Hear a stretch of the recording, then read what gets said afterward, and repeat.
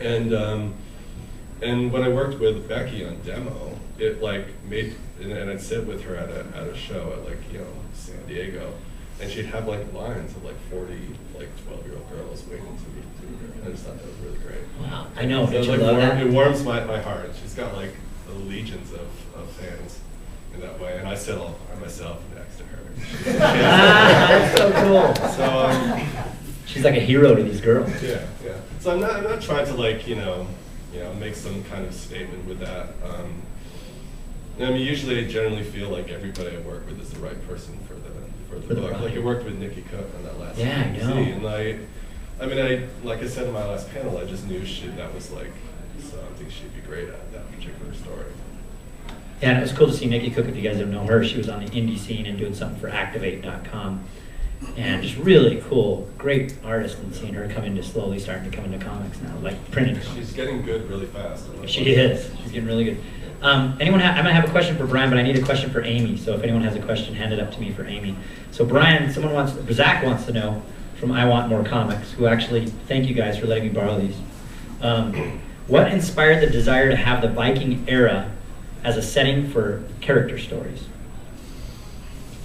I don't really know. Like it came from like my editor saying, you know, think outside of your box.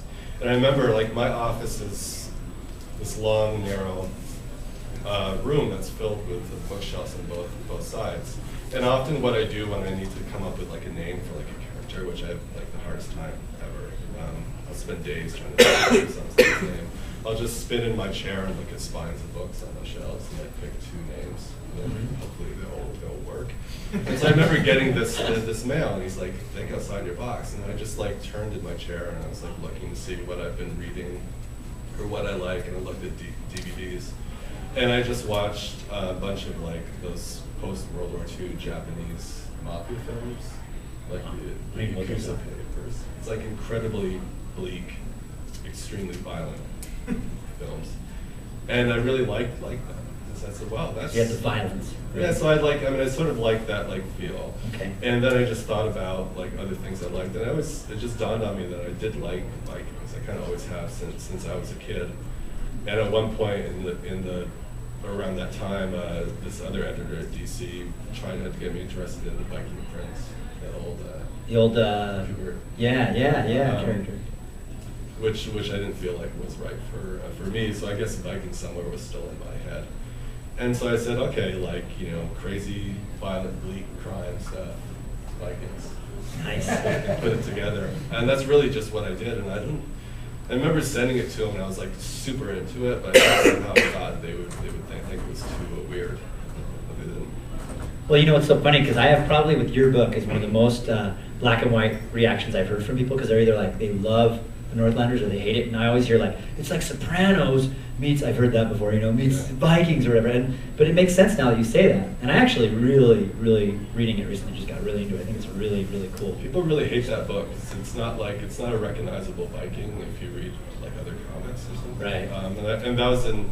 Right, they're not speaking with that kind of language. There's a lot of, I read a lot of fiction, prose fiction about Vikings. That's a lot similar to what I do, but in like the comics world or like the film world, or especially video games, you know, they're all kind of the same. It's like really heavy on myth. There's a lot of like that stupid language, like that flowery or speak and stuff like that. Yeah. And so I made an effort. I'm not going to do anything like that. No myth, no. It's almost contemporary speak in some ways. The way it is. Which is challenging when to think just, about. Like really just couldn't get it. Like I remember some people looking at it and be like, that guy doesn't look like a Viking. Really? He's not a Viking. I got that. Wow. See, I love the artwork. What I really loved real quickly, that I didn't have the issues 3, 4, 5, and 6, so I just had to read number 7. And all of a sudden the character was aged and he was haggard and he changed over the story arc. If any of you guys have read that, the Ivan character. And it was so cool to be like, oh my gosh, in this just short 8-issue or 9-issue thing, you actually had this wonderful year. I mean, it wasn't just like short span. It was really neat to see that. So. Yeah, because he in the middle of that book, he like basically like rides out a really bad winter. Yeah, spring. He's haggard looking. Yeah, which I loved that. It had a lot of character to it. Amy, the question for you is, and this is a cool question because it's obviously a fan. Who wrote this? You did. It's obviously someone who knows your work. So, since it was canceled, where were you heading with the Fool's Gold ending? Have you ever watched or read Pride and Prejudice? Pride and Prejudice. Go ahead and let him know what that Then is. watch it. It's chick lit. We call it chick lit. It would have been a little different from that, but you know who she ends up with is a little more similar to that. You should definitely watch Pride and Prejudice. There's two different. Which version? The BBC or the? I like them both. The BBC version's a great one. It's like 6 hours long. It's a snow day because I think it's 5 hours Awesome. long, and it's the better one. I like it. I like them both though. The new one's very angsty, and I like that they did that angle of it. With just Keira feels- Knightley, right? Yeah. The only problem with that one is that they I think they were timed to a stopwatch. Like they just and then they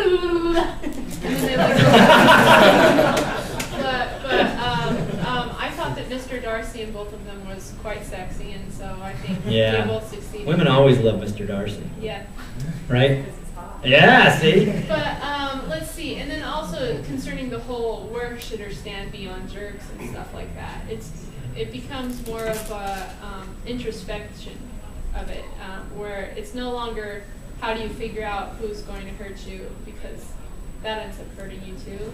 It's being able to be good to yourself, and then you'll probably still get hurt, but you'll at least know what to do and to handle it. So it's just more complicated, and the idea is that if there was an answer, we would know at this point. You know what I mean? Like, what do? Do you protect yourself, or do you give other people a chance? And there's really not a good answer. You just have to go within yourself. So that's kind of what I was going for, at least. Do you think we'll ever see an ending to Fool's Gold? Do you think you'll ever maybe self-publish or take it to another publisher? I've been thinking about doing an online chapter that follows cool. book 2, just to sort of explain what happened, because that was sort of like a what? And that's why I'm not explaining that part, like what exactly went on, is because I really do want to get a chance to put it online, because it has a cool twist, so I don't really want to spoil it. Good.